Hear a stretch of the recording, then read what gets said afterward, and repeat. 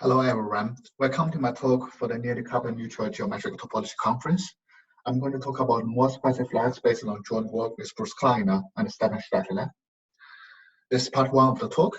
I'll start with some basic definitions. A map between two metric spaces is called a quasi-symmetric embedding. If the following equation is satisfied, which basically means that F is L by Lipschitz up to some bounded error A. A quasi-symmetric embedding is an LA quasi-symmetry if in addition F is A surjective. That means every point in X2 is distance at most A away from the image of F.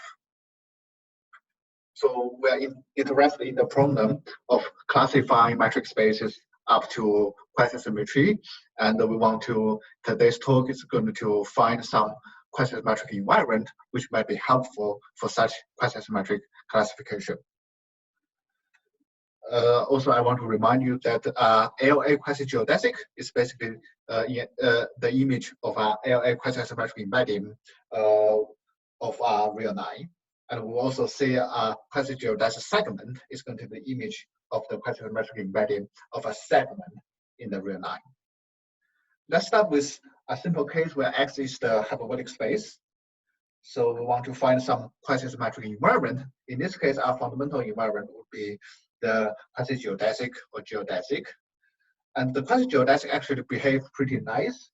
By this Morse lemma basically says that any quasi-geodesics are actually at finite Hausdorff distance from a geodesic. And the Hausdorff distance can only depend on this L and A.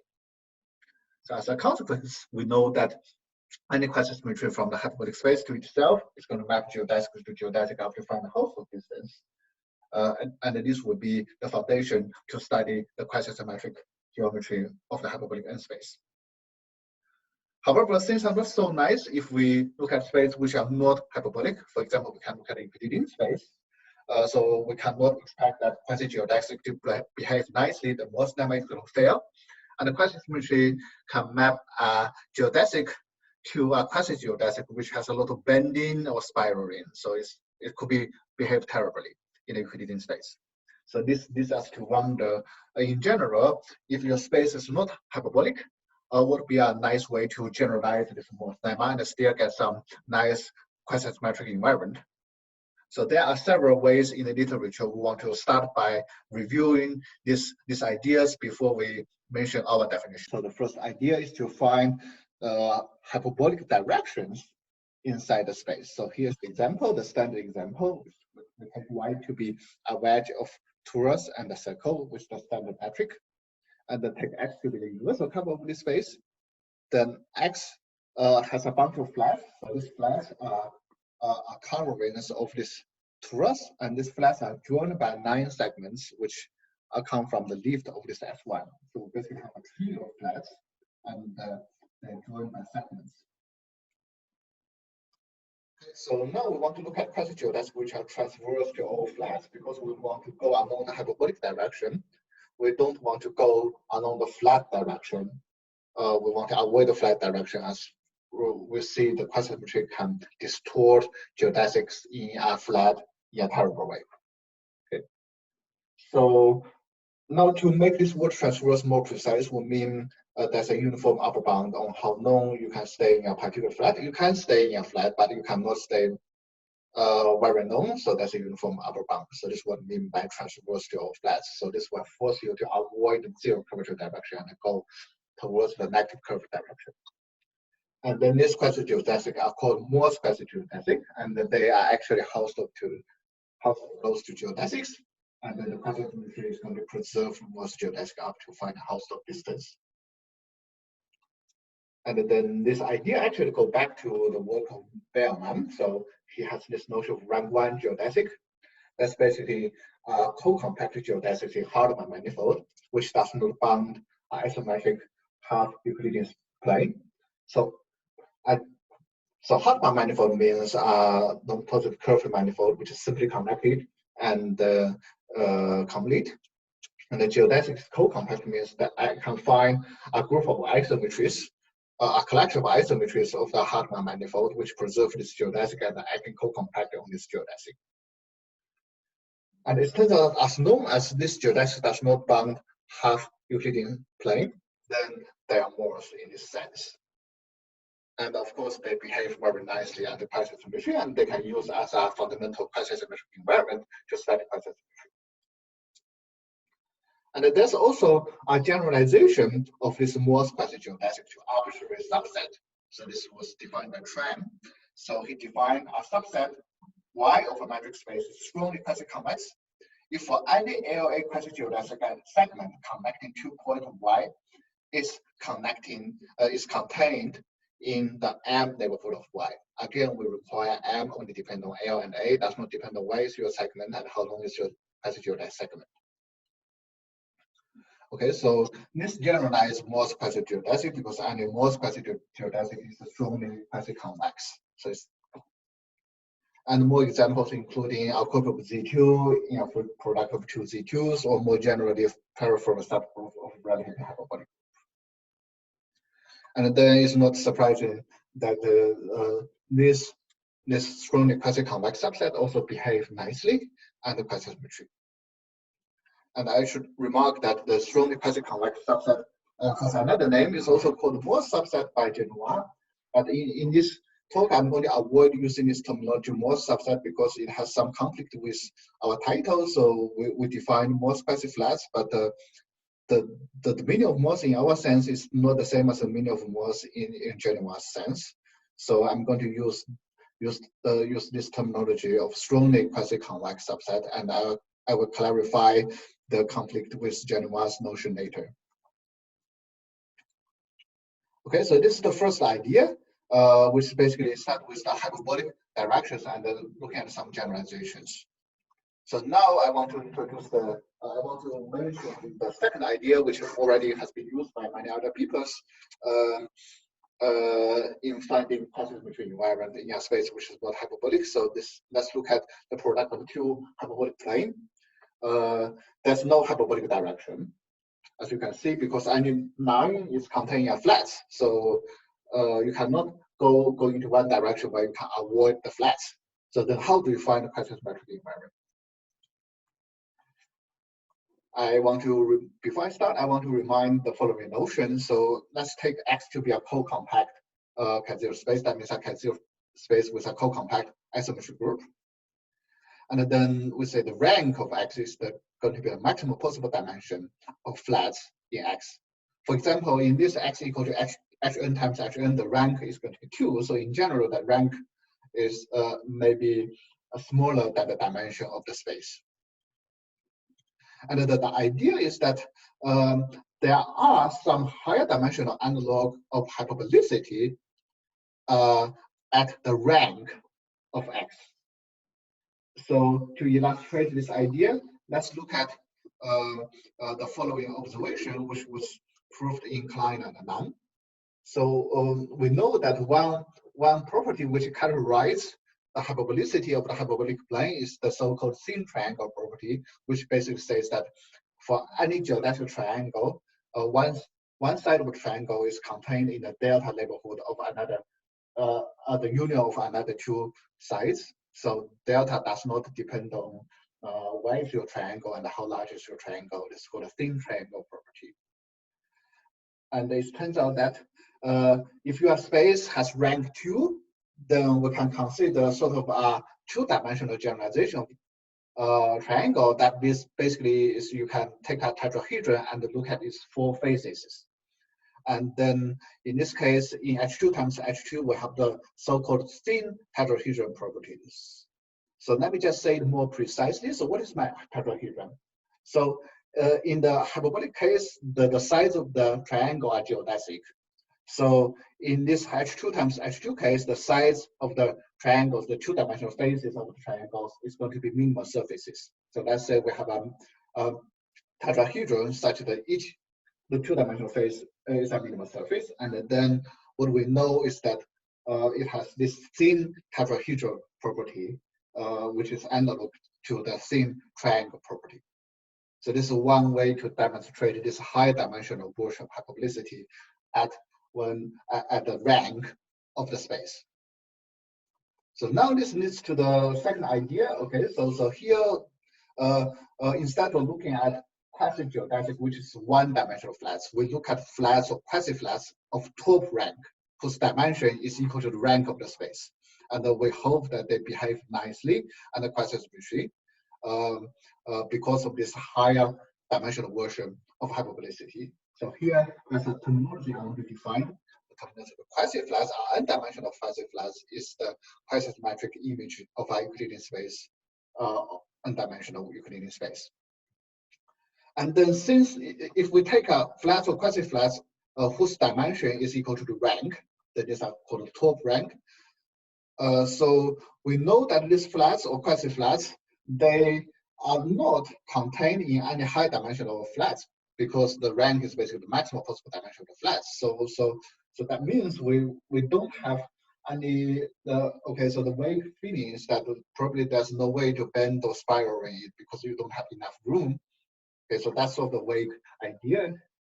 And then this one to speculate that they are actually behave nicely and quasi-symmetry, and this is indeed the case.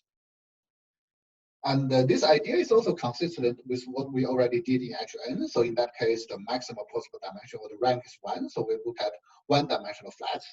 But if the rank is 2, then I'm going to look at two-dimensional flats or two-dimensional quasi-flats. Okay. So now this is the second idea. So now we mentioned these two ideas which has been used by many other people before. So they seem to go towards different direction. But the purpose of today's talk is basically I want to mention a common generalization of these two ideas, and which actually give you some more new examples which are more flexible to use. Okay, so now again, so we start with an example. So let's take G to be a graph of group, such that each vertex or edge group are finite generator free RBM, and we also suppose the rank of each edge group is less than its vertex group. So the simple example you have in mind is I have two vertex groups, Z3 and Z4, and they are measured on my Z subgroup. So now let's look at this vertex group G3. So first, this is not top dimensional top rank because the rank of the space is going to be 4, and this is 3-dimensional. And it's also not 1-dimensional because it's 3-dimensional. It's also not strongly quasi-convex because this Z3 and Z4 that are measured on a curve of Z. So this Z3 subgroup does not fit into any of the framework we mentioned before. However, we sort of have a feeling that this Z3 is a maximal in the space, in the sense that this Z3 is not containing any higher dimensional flats. And then we can sort of still, it may be still reasonable to expect that the quasi-symmetry cannot bend or spiral in some sense of this curve of Z3, the whole space. And this is sort of the motivating example for we want to study this kind of maximal quasi-flats. Okay, so and then the speculation is that maximal quasi-flats may be well behaved under quasi-symmetry.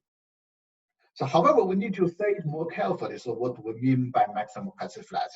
If we just say that quasi-flats which are not containing a higher dimensional quasi-flats, that's not going to work. So one can still construct one-dimensional quasi-flats which are not contained in a two-dimensional quasi-flats, but however, this one-dimensional quasi-flats looks terrible. It has a lot of bending, it has a lot of spiraling. Okay, so we need to say very carefully what do we really mean by maximal quasi-flats. So it's not that simple that we just say it's not containing something high dimensional. Okay, so to see how we should say it correctly, so let's go back to the one-dimensional case. So our plan is that we first look at a specific property of the Morse quasi-geodesic, which is a characterization which is called the divergent property, and then we're going to generalize this property to higher dimension, and then use that property as a definition for my maximal quasi-flats. Okay, so let's review this property. It basically says the following. Let's say I have this line, which is a Morse quasi-geodesic, then it has the following property. It basically says the cost of joining 2 points at distance 2r on my quasi-geodesic Q. So now I see this point and this point, they have distance 2r, at least 2r in Q, and I'm trying to join them, avoid the r ball of the middle point. Then this length is going to be superlinear in R. So this is the property of Morse quasiflats we're going to generalize. So now let's look at the high dimensional version of this property. So I take my X to be a metric space and Q be an n-dimensional quasiflats represented by quasi-symmetric embedding. And also for simplicity, let's just assume that this map phi is L Lipschitz. And then so now we want to generalize this picture to high dimensional. So now let's try to rethink this picture a little bit. So we have these 2 points in the line.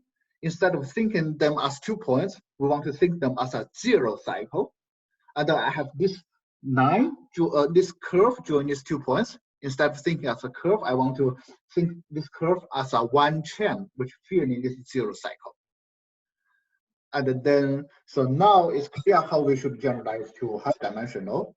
So in general, instead of talking about these 2 points, which is a 0 dimensional cycle, I'm going to talk about an n-1 dimensional cycle, which I avoid before.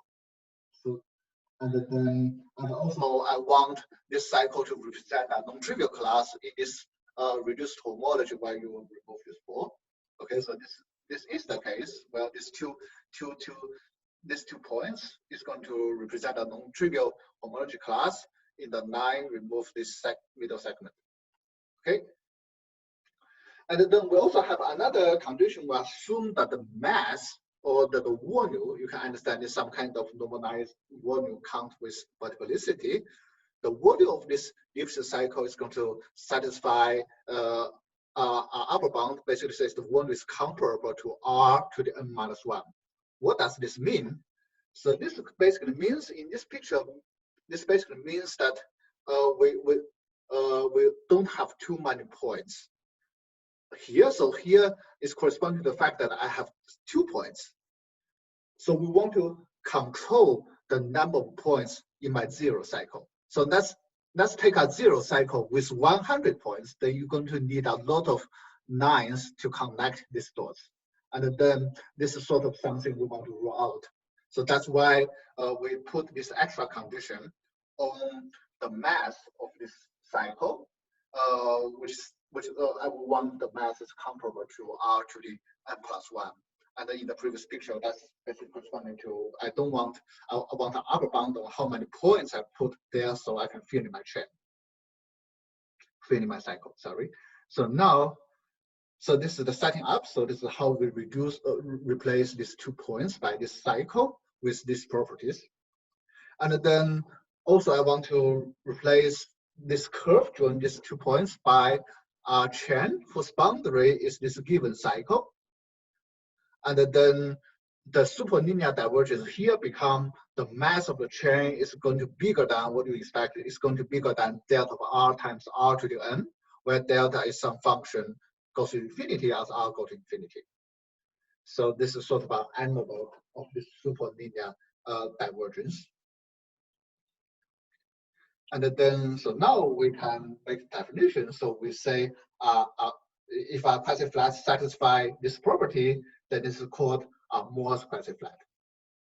And this function delta, which sort of measures how hard it is to fill in the cycles outside the ball, it basically measures how Morse the quasiflat is. So we call the function delta as the Morse data of my quasiflat.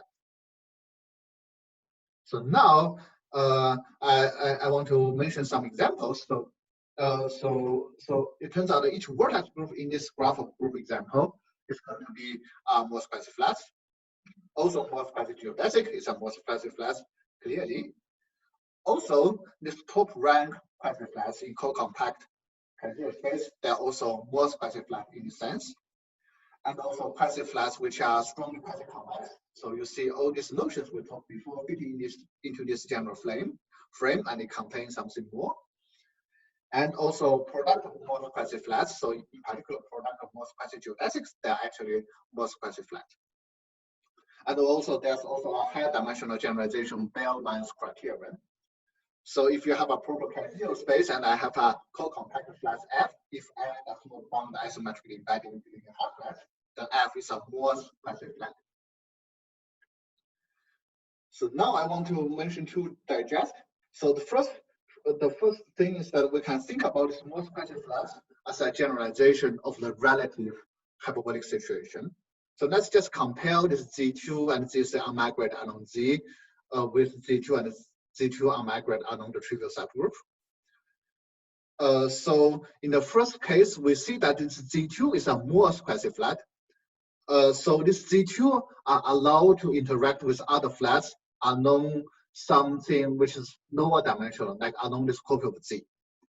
So this basically means that Morse quasiflats are allowed to interact with other flats along subset which are coarsely lower dimensional. But on the other hand, the relative hyperbolic situation is sort of more restrictive, where the flats are only allowed to interact with other flats along something which is bounded.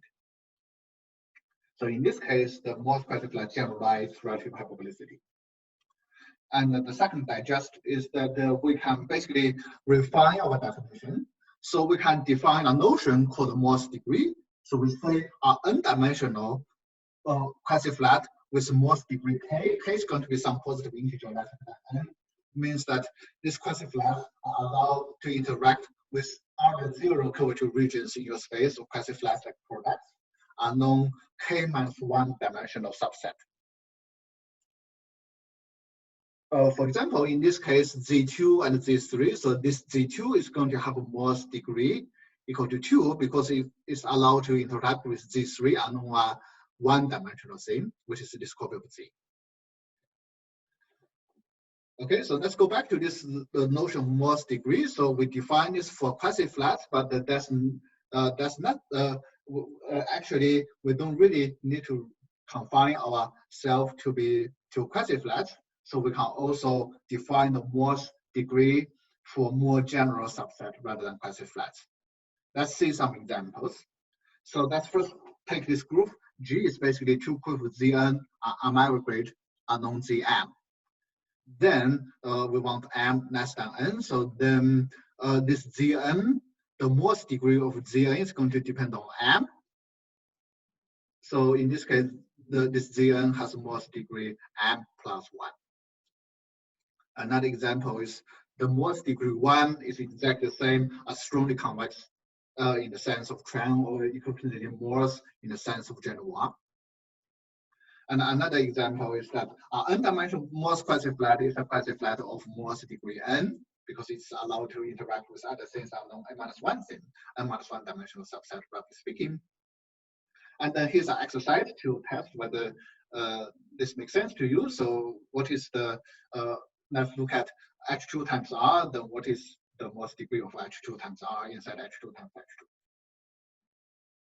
Okay, so now let's look at more examples with group theoretic flavor.